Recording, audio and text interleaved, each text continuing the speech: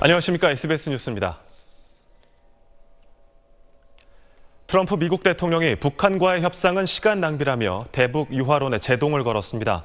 대화 가능성을 내비친 틸러슨 국무장관에게 시간 낭비하지 말라며 강경 기조를 분명히 했습니다. 워싱턴에서 정하석 특파원입니다. 트럼프 미국 대통령이 지난 밤사이 트위터에 올린 글입니다.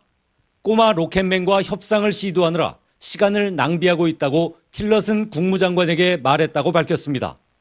꼬마 로켓맨은 트럼프 대통령이 북한 김정은 위원장에게 붙인 별명입니다. 틸러슨 국무장관에게 기운을 아끼라면서 미국이 해야 할 일을 할 것이라고도 말했습니다. 그러면서 대북 유화책은 지난 25년 동안 작동하지 않았고 지금도 작동하지 않는다고 강조했습니다. 틸러슨 국무장관이 어제 베이징에서 북미 직접 대화 채널의 존재를 언급하면서 물밑 접촉 가능성을 내비친 지 하루 만에 대통령이 직접 대북 대화론에 제동을 건 겁니다. 트럼프 대통령은 지난달 김정은 위원장과의 말전쟁 와중에도 북한과의 대화 가능성을 차단하진 않았습니다. Mr. President, is dialogue still possible with North Korea? Is dialogue still possible? Thank you. Thank you. 트럼프 대통령이 언급한 협상 무용론은 북한의 핵 포기 의사가 없는 현 시점에선 성과 있는 대화가 힘들다는 상황 인식을 반영하고 있습니다. 따라서 대화를 할 때 하더라도 일단 최대한의 압박으로 북한의 태도를 바꾼 뒤 주도권을 쥐고 하겠다는 뜻으로 해석됩니다. 워싱턴에서 SBS 정하석입니다.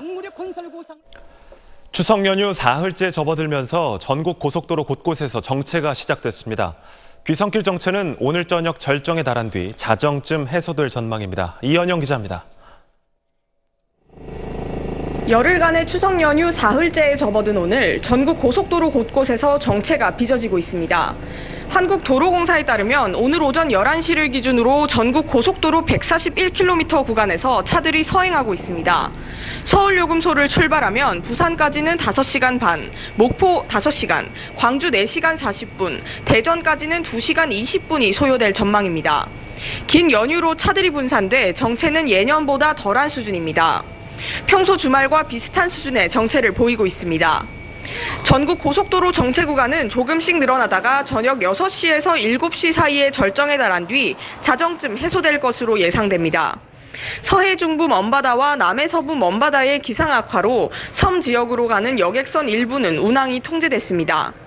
인천에서 백령도, 인천에서 풍도까지 2개 항로 여객선 4척의 운항이 통제됐습니다. 인천에서 연평도 등 나머지 9개 항로 여객선 13척은 정상 운항 중입니다. 기상청은 추석 당일인 4일까지 풍랑특보가 이어질 걸로 예상된다며 해상교통 이용에 주의를 당부했습니다. SBS 이현영입니다. 문재인 대통령은 오늘 오전 교통방송에 출연해 귀성길 시민에게 추석 인사를 전하며 안전운전도 당부했습니다. 문 대통령은 장거리 운전에서 가장 위험한 것이 졸음운전이라며 피곤할 땐 휴게소나 쉼터를 이용하고 전좌석 안전띠를 매는 것도 잊지 말아달라고 당부했습니다. 또 연휴에 국민의 든든한 발이 돼주는 버스, 택시기사와 철도, 항공, 해운 종사자들에게 감사 인사를 전했습니다. 스페인 카탈루냐 지방의 분리독립 주민투표가 주민과 경찰 간의 무력 충돌로 파행을 빚으며 끝났습니다. 자치정부 측은 부상자가 800명이 넘는다고 밝혔습니다. 한세연 기자입니다. 경찰이 유리창을 깨고 투표소로 진입합니다. 카탈루냐 지방의 분리독립 주민투표를 막기 위해 스페인 중앙정부가 경찰을 동원한 겁니다. 경찰은 주요 투표소에서 투표 용지와 투표함을 압수했습니다. 이 과정에서 시위대 일부가 경찰에 폭행당했습니다. 카탈루냐 자치정부는 경찰의 폭력적인 진압으로 800여 명이 다쳤다고 밝혔습니다. 그러나 스페인 정부는 시위대가 경찰에게 돌을 던지는 등 먼저 적법한 공무집행을 방해했다며 경찰도 10여 명이 다쳤다고 주장했습니다. No ha habido un referéndum de autodeterminación en Cataluña. Hoy todos los españoles hemos constatado que nuestro Estado de Derecho mantiene su fortaleza y su vigencia. 카탈루냐 자치정부는 투표자의 90% 이상이 찬성표를 던졌다며 48시간 안에 독립을 선포하겠다고 밝혔습니다. 앞서 프로축구팀 FC 바르셀로나도 주민 투표에 따른 경기 연기 요구가 받아들여지지 않자 항의 표시로 관중을 입장시키지 않고 경기를 진행하게 됐습니다. 하지만 스페인 정부는 여전히 투표 자체를 인정하지 않는 건 물론 자치권 몰수까지 경고하고 나서 양측 간 충돌은 당분간 이어질 걸로 보입니다. SBS 한세현입니다. 파리 부동산 대책 여파로 9월 서울 아파트 거래량이 급감했습니다. 특히 강남권 일부와 노원구, 성동구 등지의 거래량은 지난달에 절반 이하로 떨어졌습니다. 부동산 포털 서울 부동산 정보광장에 따르면 지난달 서울 아파트 거래량은 총 8,348건으로 집계됐습니다. 이는 8월 거래량 14,848건에 비해 43.8% 줄어든 규모입니다. 네, 서울은 날이 점차 개고 있지만 여전히 제주와 일부 동해안을 중심으로 비가 약하게 이어지고 있습니다.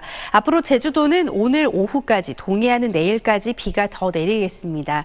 해상으로 궂은 날씨가 이어지고 있습니다. 현재 동해상을 중심으로 풍랑특보가 발효 중이고요. 그 밖의 해상으로도 오늘 오후부터 풍랑특보가 더 확대될 것으로 보입니다. 특히 모레까지 바닷물이 거셀 것으로 예상되니까요. 뱃길 이용하신다면 각별히 조심하셔야겠습니다. 내륙 지방은 날이 점차 개면서 기온도 크게 오르겠습니다. 오늘 서울의 한낮 기온이 29도까지 오르겠는데요. 하지만 내일부터는 찬바람이 강해지면서 부쩍 쌀쌀해지겠습니다. 추석을 지나 주 후반까지 기온은 큰 폭으로 뚝 떨어지겠습니다. 오늘 서쪽 지방부터 날이 점차 개겠습니다. 기온도 크게 오르겠는데요. 오늘 서울의 한낮 기온은 29도, 대구 24도, 부산 26도까지 오르겠습니다. 목요일 제주와 호남 지방부터 다시 비가 내리면서 금요일에는 전국 대부분 지방에 비가 오겠습니다. 날씨였습니다. 뉴스를 마칩니다. 즐거운 연휴 보내십시오. 고맙습니다.